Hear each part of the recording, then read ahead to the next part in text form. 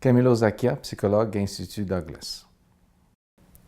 En effet, la littérature, pour moi, ou toute la question d'écriture, a deux aspects. Il y a l'aspect de lire et l'aspect d'écrire. Donc, si on commence par lire, c'est sûr qu'il y a comme des psychologues, souvent, on va recommander des livres comme Être bien dans sa peau, qui parlent de la dépression puis les attitudes qu'on peut avoir. Et souvent, je recommande ces livres.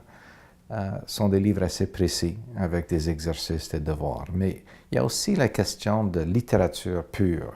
Parce que quand on lit un roman, on rentre dans l'histoire de quelqu'un, on rentre dans l'esprit de cette personne, quelqu'un qui a passé à travers une épreuve. Souvent, ça peut nous inspirer. Donc, et ça peut être un roman ou aussi une histoire de faits. Par exemple, il y a un livre écrit par une madame, Alice Sebold, qui a écrit Un ange du ciel, Lovely Bones, je ne sais pas le nom en français.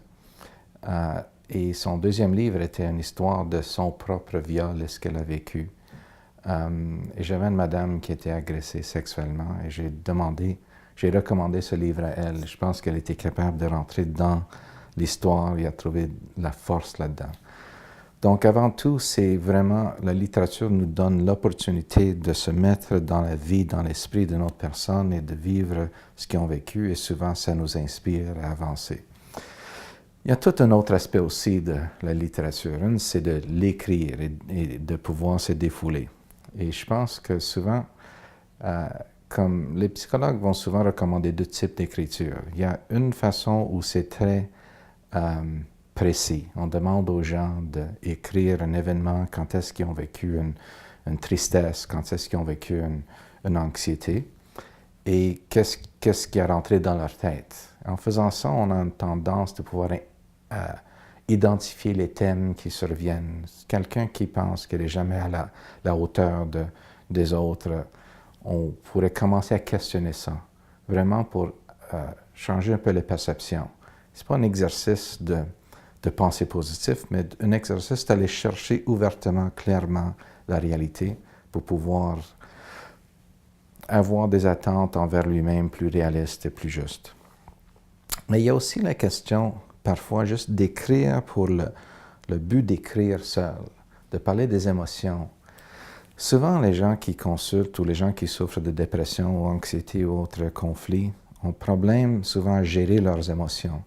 Ils ont tendance de lutter contre ça, de chasser, d'éviter toutes sortes de souvenirs. Par exemple, quelqu'un qui a peur ne va pas y penser, va toujours fuir. Quelqu'un qui a vécu un événement va essayer de ne pas avoir des souvenirs de ça. Et le plus qu'on évite l'anxiété, le plus fort ça devient. C'est très basique. Si quelqu'un a peur d'un ascenseur et prend l'escalier, elle est soulagée, sauf que la prochaine fois, l'ascenseur devient plus difficile. C'est la même chose pour les émotions. Donc, c'est nécessaire des fois d'aider les gens à vivre l'émotion d'une façon plus naturelle. Ça va monter, avec le temps, ça descend. Et quand on écrit, on ne peut pas fuir, on ne peut pas arrêter, on va juste rester dans l'histoire, on va vivre une augmentation d'émotions et après ça, avec un peu de temps, dénouement, jusqu'à la fin. Comme ça, les événements du passé vont quand même on va les vivre, mais on ne va pas fuir et lutter contre ça. On va laisser passer naturellement les émotions. Et je pense qu'avec la littérature, avec l'écriture, souvent, ça nous aide à rester là-dedans, à rester dans le moment et trouver spontanément souvent un genre de résolution à la fin. Donc, ça va être très riche comme exercice.